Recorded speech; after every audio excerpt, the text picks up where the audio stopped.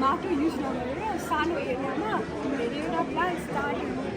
उमार्ने भनेर हो यसमा चाहिँ हामीले प्लान्ट्स राख्नलाई चाहिँ त्यो नरिवलको मुद्रा हुन्छ नि त्यसलाई हर्डन गरेर सबै मोइस्चर निकालेर सोइल जस्तो बनाउने टाइप हो बट हामीले स्पन्ज अथवा पेपर पनि राख्नुहुन्छ टु होल्ड द प्लान्ट्स अनि यसको मेन कन्सेप्ट इज त्यहाँबाट पम्प आउँछ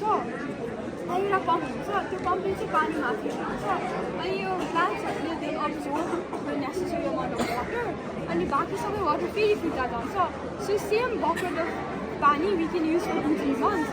अनि हामीले यो भर्खरै ट्युजडे रोपेको हो अनि सन्डे मात्र